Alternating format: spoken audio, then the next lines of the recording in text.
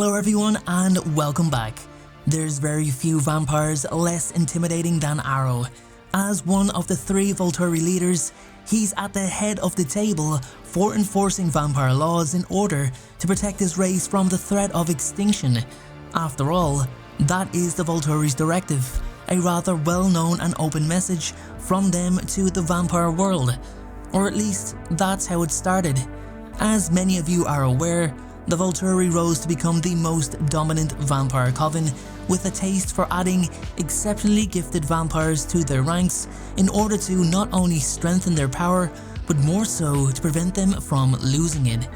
None feared losing power more so than Arrow. He was obsessed with ensuring the Volturi's eternal domination. However, it wasn't a case of, look at us, we've got the best vampires, you can't beat us. Absolutely not. It was in no way a flex. For Arrow, every single member of the Volturi had a place and a purpose that contributed to the overall organization and successful function of the coven. Everyone had a value, some more than others. For Arrow's sister Didyme, she just didn't make the cut, but not for being invaluable. She was very valuable and remained with the coven for millennia. So how could Arrow do it? How could he kill his very own sister, his family, his coven brother's wife? What would drive him to commit such an act? Let's take a look. I said moments ago that everyone in the Volturi had a place and contributed to its strength. This is why he was behind the recruitment. Arrow mapped out every part of what the coven would need in order to make it impenetrable. He chose Jane for her unrivaled ability to inflict burning pain on enemies without the need to touch, Alec for his ability to nullify all 5 senses, Dimitri for his ability to track any vampire from any distance across the world, meaning nobody could ever hide, Chelsea for her ability to ensure loyalty, Felix for his utter brute combat strength. These were just some of the gifted vampires that Arrow collected.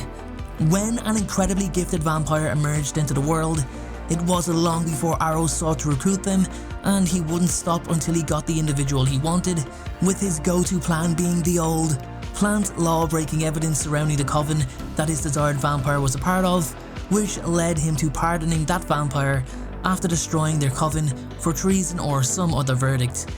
He had to ensure that the Volturi was the strongest in every aspect imaginable.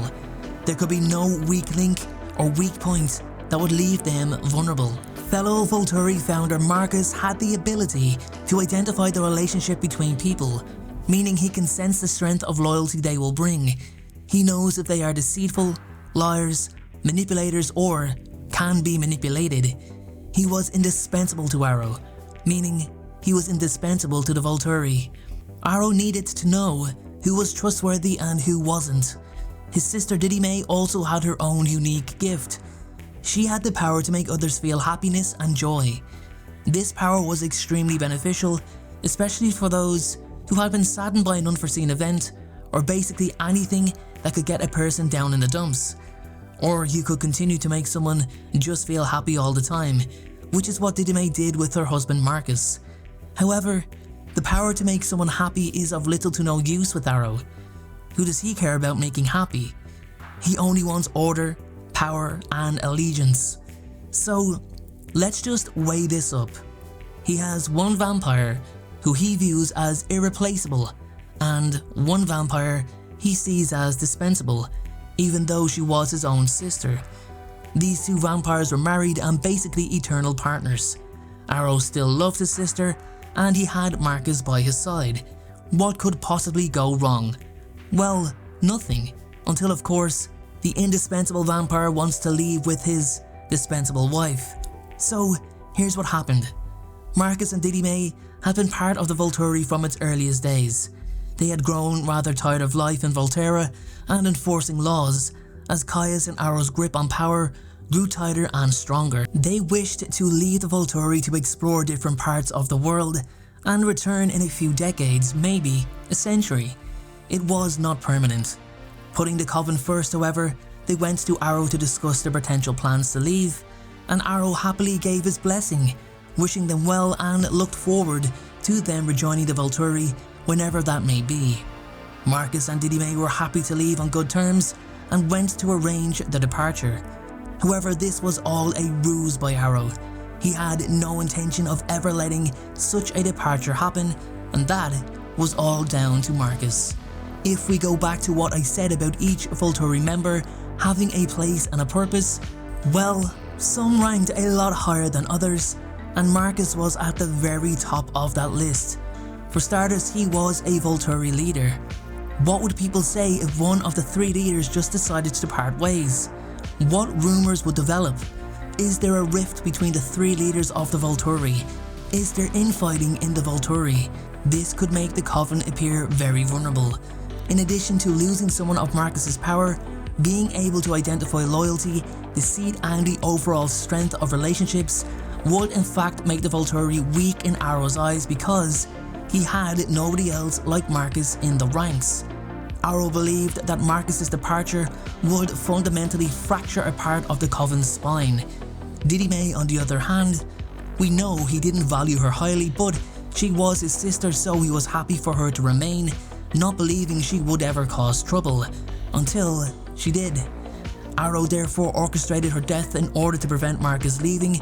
It wasn't his lust for power that was motivating him, but more so his desire to hold on to power itself. Arrow then lured Didyme, his very own sister, into a false sense of security and killed her. I only wish the conversation existed, as I'd be all too happy to divulge the details in this video, but unfortunately it's just left to our imaginations. With that being said, and speaking of imaginations, I've pieced together a fictional conversation between Arrow and Didyme in her final moments. This isn't canon, it's just something I've made up, so let me know what you think in the comments below. Ah, dear sister, I see you have made all of your arrangements for your departure. It is a day of sadness to see you leave us. It is not forever, brother. Both Marcus and I simply wish to explore outside of Volterra, away from everyone, away from me. Don't be so modest, sister. You may speak freely. Not you, Arrow. From the coven. After millennia, we have grown tired of it all. Haven't you? Haven't I? Haven't I grown tired of enforcing the protection of the vampire race? While you wish to leave with Marcus and leave us all exposed. Exposed? The Volturi is undefeatable. It has been since the Romanian Wars. You are just as strong without us. Oh no, my dear sister. Without you, we can suffice. Without Marcus, we are exposed, which, unfortunately, places me in a rather difficult position. You lied to us. You never planned on allowing us to leave. When Marcus becomes aware of you, he'll...